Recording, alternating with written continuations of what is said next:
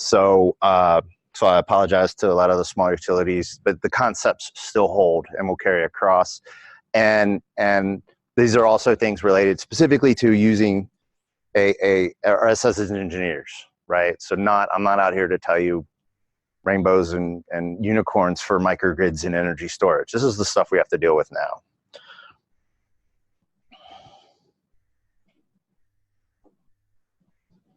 All right, so I'm gonna talk today a little bit of just a very, very, very brief background about myself, just why you should listen to me and not go to sleep.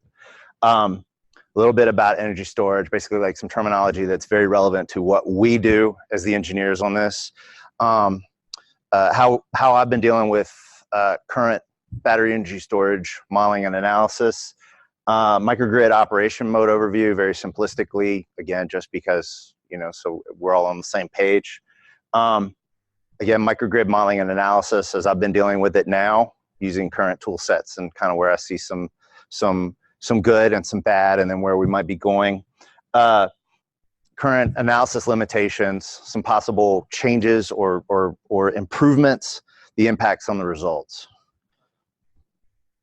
So again, a little background, Pike Engineering, just for the group I'm in, Pike, of the engineering core, we've done over 2,500 studies, 8.5 gigawatts or more, with solar, PV, battery, rotational, biomass, whatnot.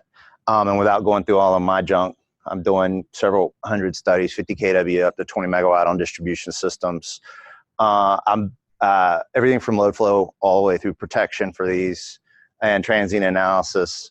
And right now my major focus is utility scale, energy storage, that is intended to, in some cases, island part of the utility system. And also microgrids. And just as a side note, I do a lot of work with IEEE Task Force, energy storage, interconnection studies of microgrids. So I'm not going to go through all the best terms because we all kind of basically understand. Power and energy, I want to make sure people do, in dealing with energy storage, I hear a lot of engineers make this kind of mistake, right? Power is how much, like a 2 megawatt generator is 2 megawatts. That's your power. Energy is, in essence, how much fuel you have sitting there, whether it's diesel fuel, a pile of coal, or say with batteries, how many kilowatt hours of battery you got there. Energy is not relevant to what we do. What is relevant is the power. So you can have a 2 megawatt battery. You can get 2 megawatts for 1 hour, or you can get 1 megawatt for 2 hours.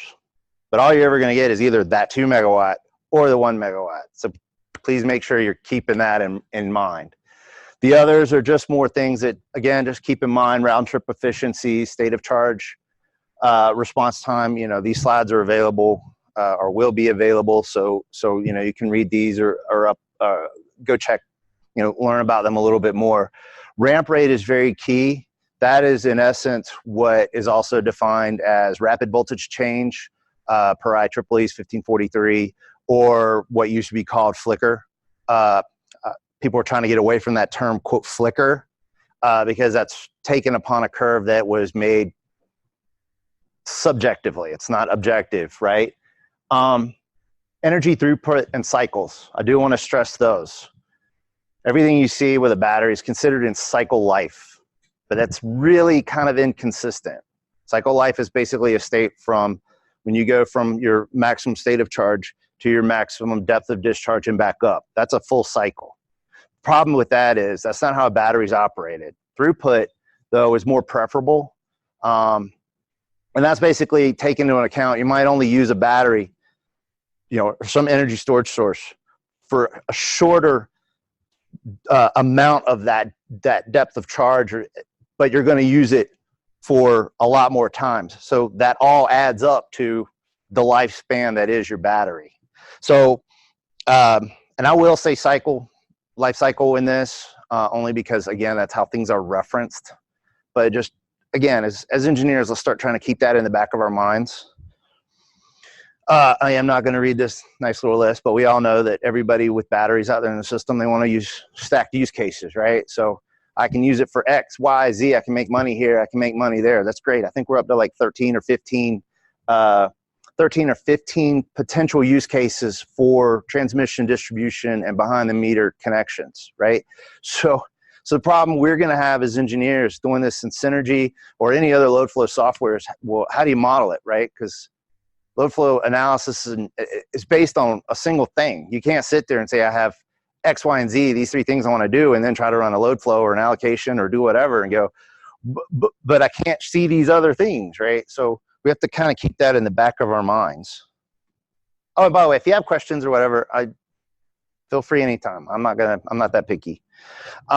But the problem with doing stat use cases, again, you're gonna have a case where it only might be used for minutes a day or hours a year, and that's fine, right? But then you have to offset it. What if that battery is supposed to be there for potential microgrid use, case of a storm? Well, or an unknown outage, I should say. And, you know, if you don't have the available energy in there, if you don't have that diesel fuel there, that coal, if your car is empty, you can't drive anywhere, right? So it doesn't matter that it's a 2 megawatt, a 5 megawatt, 100 megawatt. You just can't do anything. The life cycle will be very key, especially if for the customer who is putting these batteries out there. And when I say customer in this instance, I will lump in the utility or the co-op that might own these. They do. So, you know, you as the engineers who's trying to figure this out, that life cycle, the throughput, you can start seeing decay. So you got to learn to take that into account when you're doing these studies. And I'll have an example that talks about this in another slide or two, something like that. Actually, it's here. This is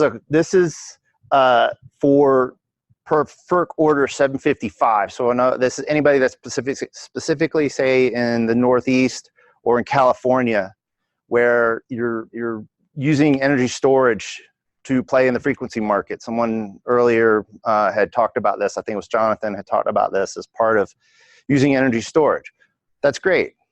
We were going to dinner last night and we had a conversation with a couple people, and this is what I was trying to talk about, Glenn, with a more graphic representation that I was trying to get across, right? But so Reg A, the top two plots here on the far side are these. This is Reg A and Reg D. These are signals that come out of PJM in the Northeast, and these are actual control signals. You can think of them basically as when an ISO is calling to a resource, whether it's a steam generator, a nuclear, a battery, what have you. The fairly kind of hard to see maybe here, the green line, that is where the utility is, that's the signal the utility is supposed to apply to their generator. So what we have is that signal is then turned into the actual control signal that basically tells your turbine, ramp up, ramp down, right? Provide generation, help control the frequency, help control the load at that time. This is also kind of what is, or not kind of, this is what's basically considered inertia on your system. So if you notice in the Reg A, and Reg A, by the way, is for more slower acting things. This is more like your baseline generation. You'll notice that, say, like the top one, the steam, the blue, is very separated out, right? It's that sluggishness to get all that mass moving. So these are not your quick actors. These are not your instant sources by any means. Reg D, which is actually the dynamic, it's the dynamic regulation signal, is going to draw a lot more need from your peaker plants, or in the case of the third one from the top, that's a battery system. And if you notice, like specifically with the battery, they're laying right on top of each other. And this is what I was trying to say yesterday, and the picture I was trying to get across, Glenn, and anybody else that was in the car there. If you notice, that power electronic is matching it. It's right on top of each other. It's meeting the demand instantaneously. So power electronics are great for that. You know, the concepts that that when we make a transition over to 100% renewable, you know, be aware, the part that everybody's having an issue with is the fuel source, the renewable aspect. Power electronics will do whatever we want. And I'm not trying to make a convert out of anybody. I am kind of a convert. And this kind of flows back to a conversation Julio had yesterday morning, which is, you can stay in the old way where we're going to have to start throwing synchronous condensers out there or things, but we're sticking into the Reg A signal. Or you can put a power electronics. We can recondition how we're thinking about the new system moving forward, where we're doing with the Reg D. To do that, we have to change our fuel source. And in the lower plot there to the right, what we have is in red is a old version of the Reg D, PJM's Reg D signal. That red was only given approximately about 5 cycle lives, or cycles per day, excuse me. And you can see how it's smaller durations, less usage of the battery, which meant that the batteries in this case that were being used for this functionality were able to last a lot longer. You were getting close to their 15 or 20-year lifespan on them, and that's great, right? As the resource owner. And they reintroduced the Reg D signal, which is the blue, and you see how they're using a lot more of it. So that reduced that lifespan down to mere years, like 2, 3, 4 years, because you're going to 11 cycles per day.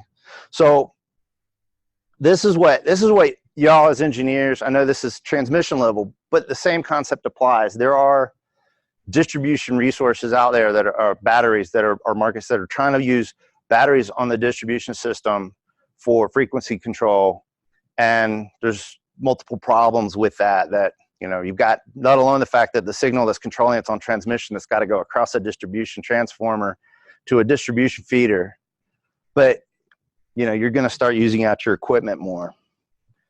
Another reason that energy storage is getting played out on the market right now, and a lot of I call them developers, but the people who are putting in wind farms, solar, whatnot, is for renewable smoothing.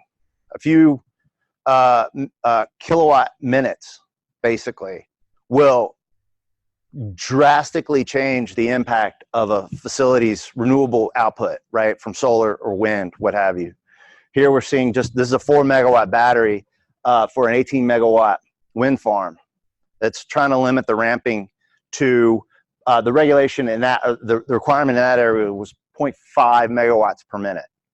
I think Hawaii's at approximately 1 megawatt a minute change for theirs, if I remember right, but I could definitely be wrong. So, but we're noticing the blue, how jagged that is, right? That's the wind output. It's fluctuating horribly, but that 4 megawatt of battery has smoothed it out, and it's limiting the ramp rate or the effects on your system.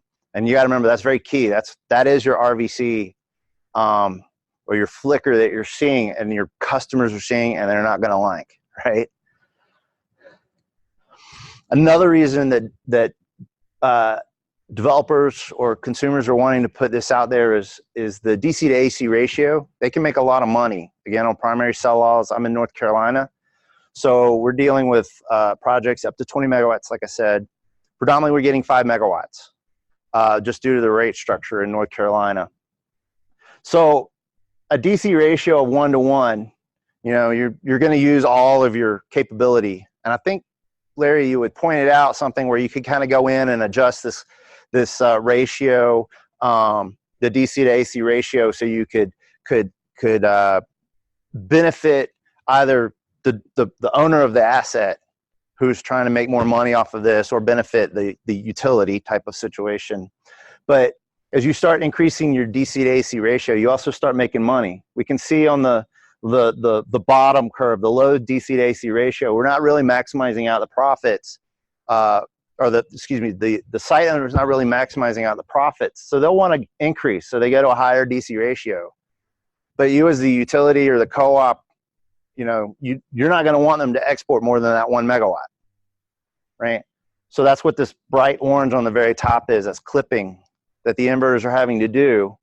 And what that represents is it can, if you have a ratio of 1.5 to 1, in this instance, you might lose like 11 megawatt hours of generation over the year, which is 4.8% of the losses, and that's a lot of money. So you can put battery there and kind of help absorb some of those losses and can help go out, right? And that's what they want to do. So now how is we as engineers study this? How do we deal with this? Because we're starting to get into massive dynamics here that are not normal to distribution engineers. We're dealing with stuff that normally G&T engineers have to deal with. So right now, battery energy storage modeling is when you're doing in steady state, your generator or your battery is both a generator and a load if it's charging off the grid. Now, if it's like a PV self-consumption, then any available PV on that site within that home, they're charging the batteries and they're using it. So in that case, you just would be able to view it as strictly as a generation source. But imagine having a 1 megawatt battery sitting out there, and then like that turning into a 1 megawatt industrial plant. I mean, how many have had to deal with just putting in a new industrial plant on your line somewhere? So you try to take that and figure out, okay, now I got to do that for more and more batteries that are out there. How do I do that? We're not dealing, we're going back to that. We're going to that transactive system, and how are we trying to deal with that? So right now, what I'd come up with was using older systems like Synergy 4 or SIME, whatever, these older softwares, steady state load flow tools. You have to basically look at it as like an electronically coupled generator, whatever it is you're using to reference your generation source at the same POI, the point of interconnection. You want to equally sized load. And that is not ideal. And then there's also, with that equally sized load, are you dealing with a composite zip model or a PQ model, power factor model? So all of these things, you got to really kind of start thinking about what do we have to move forward into with Synergy. I'm not sure when the actual generator, the battery element came out in Synergy 6.0. Okay, so with the introduction of that element, fantastic addition to the system, right? Because now it actually will act like a load and a generator. That makes your life so much easier, right? Still not great if you're doing just a simple steady state snapshot, but if you're doing time series power flow, you can now sit there and actually watch it make that change. And you have the added benefit of if there's any kind of operational profiles, DER, load following, PV smoothing, PV self-consumption, what have you. These are the functionalities that we really want to be able to see. So this is where time series comes in. So a little bit about microgrids. Again, the things that we need to be considered about is what we're here as the engineers that are going to study these on a system. You've got, of course, your normal grid connected operation. Every microgrid. Now there are the ones that are 100% standalone. But in this instance, I'm talking about microgrids that are meant to normally connect to the bulk electric system or the electric power system, the distribution system, and then also island off and support themselves during a fault. So we need to analyze that during the grid connected portion, which is basically whatever your process is now. The islanded mode, of course, because now while especially if it's a single customer or a small customer and they're just supporting themselves, you don't really have to worry about that, right? But all my work for microgrids are supporting whole towns, whole feeders, military bases. So at this point, the same rules apply. You still need to provide good power service, power quality. You still need to stay within voltage and current limitations of your equipment. These are all the things you're going to have to take into effect. But how are we going to do that? And then, of course, the transitions to and from islanding. Those are usually short term. They can be open transitions, so a break before make situation. You see the fault, you go ahead and open up all your protective devices as you would, determine you're in a faulted situation and close in, or you can make a seamless transition from one to the other. So that's also a key player in how you decide how to model or analyze these. For microgrid modeling, are you going to use steady state or transient analysis? And which is correct? There are reasons to use both. So if you're going to do grid parallel, again, like I said, this is basically your normal process you're doing now. There's no real reason to kind of change. Oh, it's a microgrid, I got to do it different. Now what's grid connected? When you're doing islanding operation, as in separated from that traditional grid, the really big key things that you're going to have to think about, and the ones is any of the planners that have had major issues with power quality and restarting systems, black start, is going to be transformer inrush. And you're probably even going to have this during grid connected operation. But now, instead of having, say, for us in North Carolina, the eastern half of the North Carolina, or the eastern half of the United States supporting us when we start reestablishing all the connected transformers on a feeder and all the motor loads and lighting loads, and it's not really that big a deal. Well, now you're trying to support all of that on a, say, a 5 MVA battery. That's painful. I got a little representation of kind of what you need to think about. But so tools like Synergy do have limitations in trying to perform load flow in microgrids, right? Because it's always transient. You wouldn't do a steady state analysis on the transmission system because it's always moving. But steady state tools are really great. They can kind of tell you, like, maybe what are your critical areas? What kind of help you define how you're going to build that microgrid, and what are you going to, if you're doing any kind of staging, I got to bring my critical areas up first, and I got my secondary areas that I can bring up, and then these areas need to be load shedded all together until the system's restored. They're perfect for doing that. They're also pretty good at giving you an idea of what you're going to have for fault currents in the area, or where your protective areas are going to be in question. You're not going to design your protection based on these, but they're really good at least giving you an idea that, you know, definitely going to have to do something because I'm going to lose this whole 2 mile, 3 mile section over here in terms of any normal protective schema that I have in place. And then the thing I really love about Synergy is it has a fantastic thevenization process. So you can actually select items that you want to keep in your model, and then it'll take and make a very reduced model, which is great to stick into, say, PSCAD, EMT-PRV, where you're going to do a transient analysis, because remember, at that point, you're doing tons of calculations per cycle. So that's a lot of computation time. Use of existing models are beneficial in helping. Oh, I've already did that. That's what happens when you start reading things.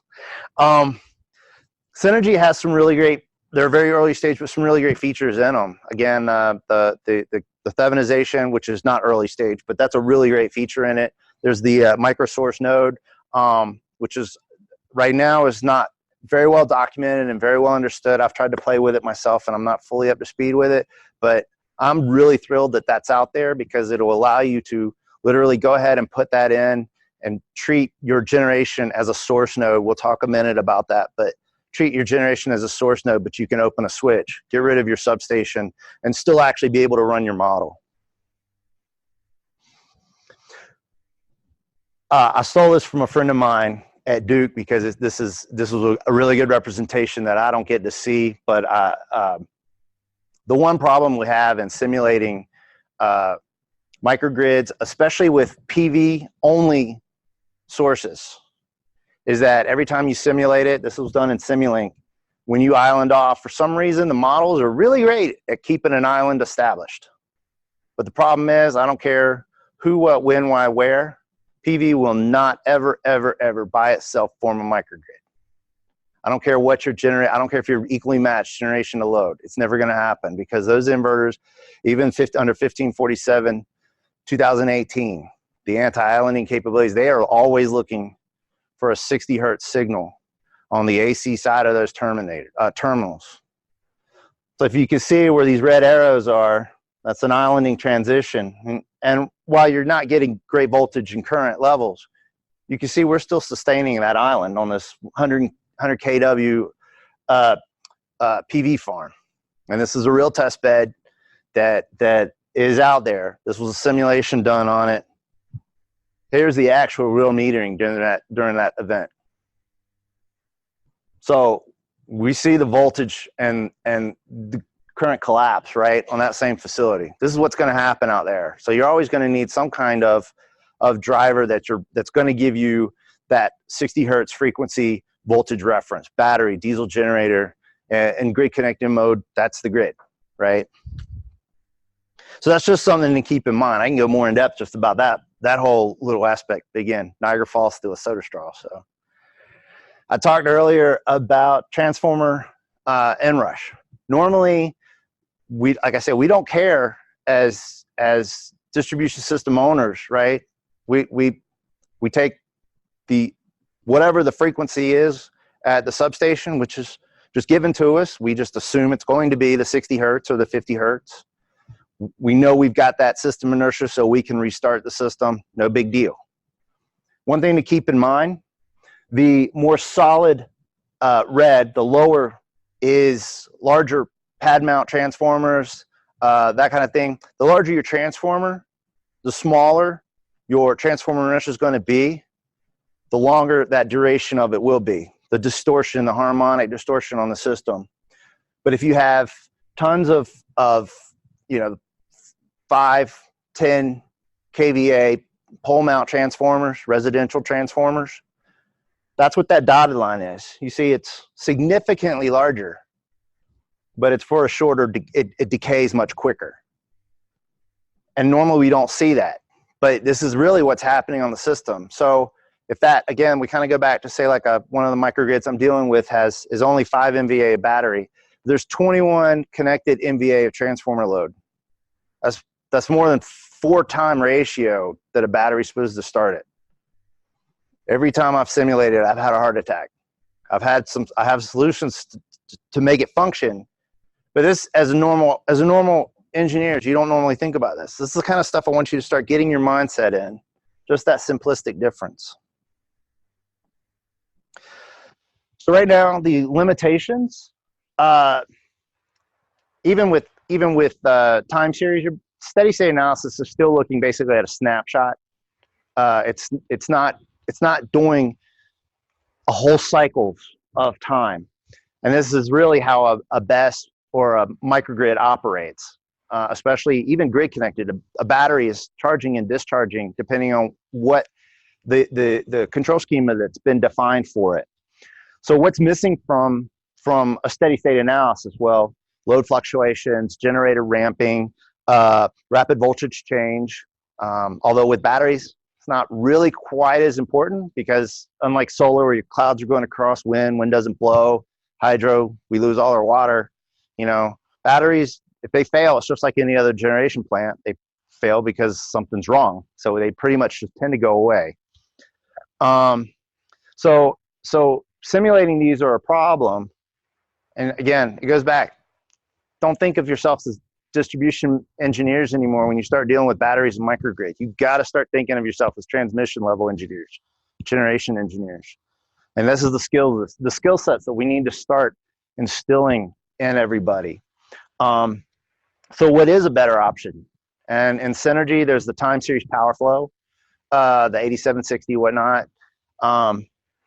It's also called quasi-static steady state. I hate that term because there is nothing quasi about it. It is all still static steady state. It's just tons of chops across your day. And then transient analysis, where you're actually looking at every point on that waveform, at every point of the cycle.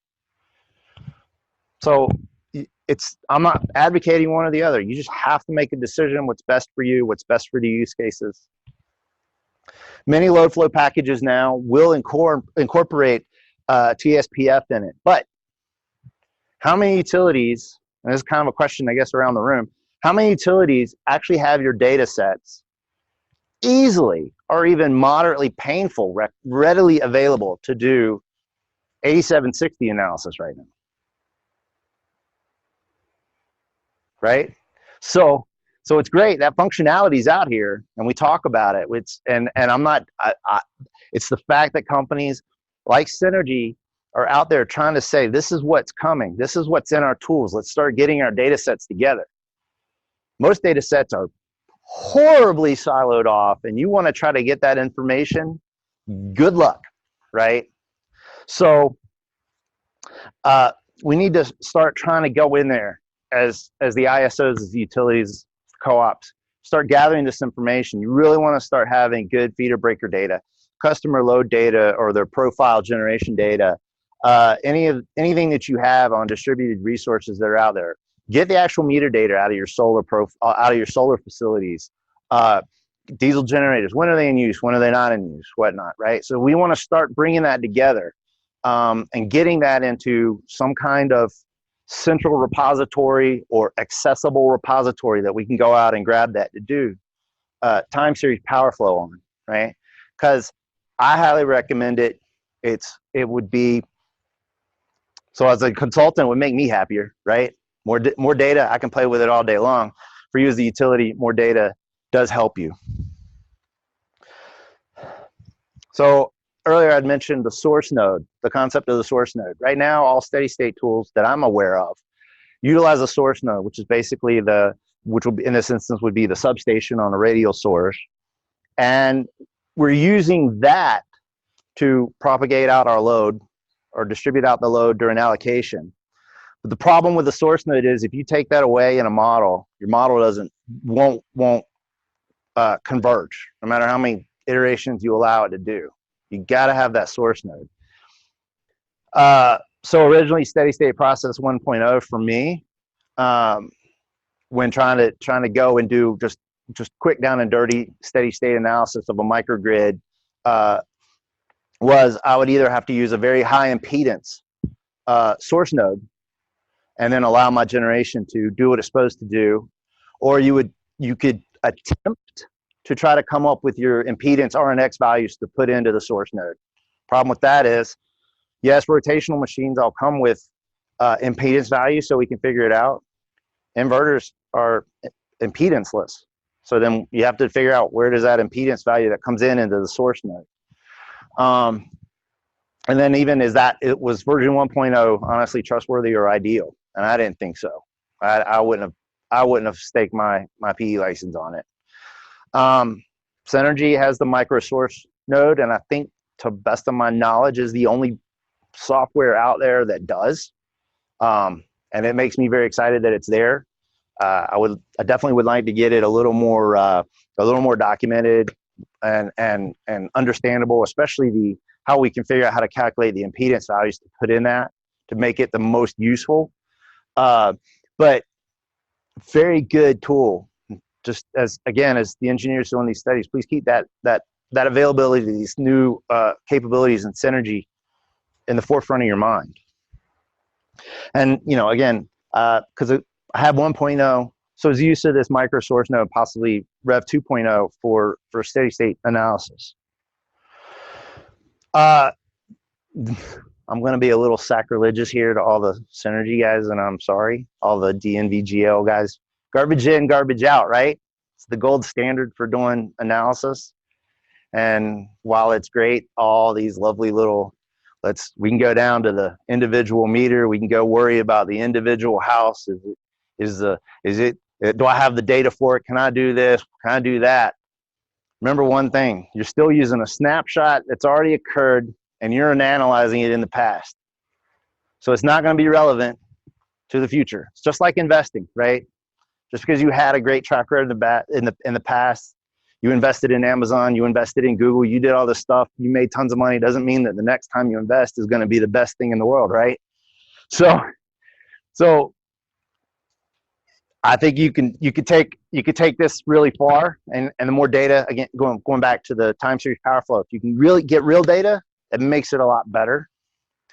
The use of the battery generator with energy import export module, the single element that's in Synergy 6 that was introduced, fantastic improvement. Again, to really benefit from that, you're really going to need to use time series power flow, so that you can actually see the curves, the way that generator is going to be used, or that battery source is going to be used across the day. If you don't understand, so like with that micro source node, if you don't actually understand what that source node is doing, why it's there, where those impedance values came from, if you're just blindly looking at this and going, okay, this is in the model, I must trust it. I'm gonna I don't know what it's doing, but it's right. You're never going to actually get the right answer. So again, a little bit more sacrilege, I guess.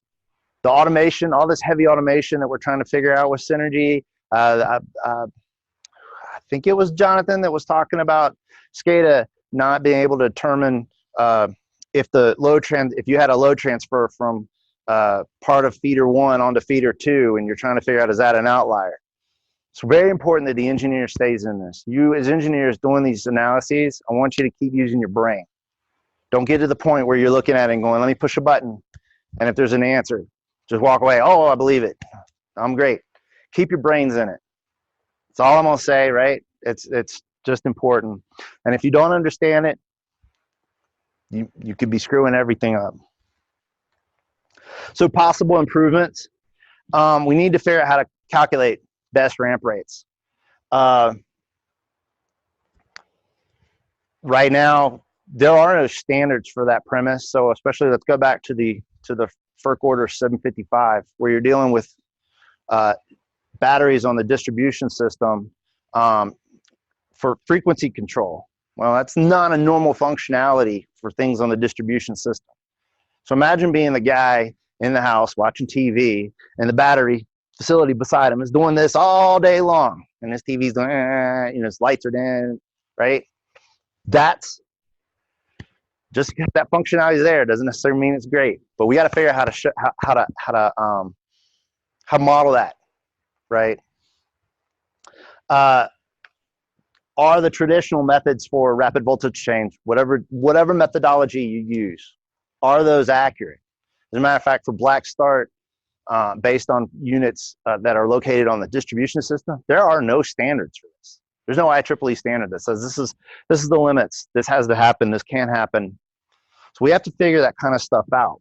And how are we going to calculate that? With 1453, there's a lot of great plots and charts and stuff. It's painful to figure them out. It's probably more painful for Synergy to try to figure out, how am I going to get this thing put in Synergy to function, and when do I do, and how do I teach you to use it? And so we got to figure that out. I'm trying to work on that a little bit in some of the task force I'm in IEEE, and I'm gonna tell you now, my head hurts every day I think about it. Time series power flow is a great thing. I keep kind of harping back to that, and I'm not trying to, again, beat it over your head, but I'm gonna beat it over your head. Just really do try to get your data there, because right now, like, nobody raised their hand, so the data sets aren't available, but it is a great benefit. The downside to that can be your simulation time set versus your simulation run. So if you're trying to do 1 second data across a year or 10 years, you're going to start that process. You're going to go home for the weekend, and you're going to hope it runs with no errors, and you're going to come back, and you might still be drinking a couple of cups of coffee waiting for it. Are you gaining any more from that? We'll have to figure that part out, right? But you might gain a little bit. The LTC operations, I know as Jonathan was talking about, you're going to start seeing the equipment wear finally on that. Better interaction between steady state software and time domain software. So being able to get your models across. Synergy is not a time domain tool. PSCAD, EMT-PRV, these are all time domain tools. But trying to get all that modeling data out and easily get it in without hand time, hand labor, engineering hours. These are the things that need to get worked on. There are data interfaces, there are ways to script it and all, but it'd be nice if we could get that kind of better. And again, there's current tool sets have a lot of bugs in them, because again, microgrids and battery, they're very new, but they're coming a long ways. And you as the users of Synergy, coming to events like this, it's a great help, I know, for Synergy, and just being able to give your feedback, because it's how it helps them create the tool and define and move forward. So that was my presentation. I may have rushed through it. I may be over. I don't know. I'm sorry. But if there's any questions,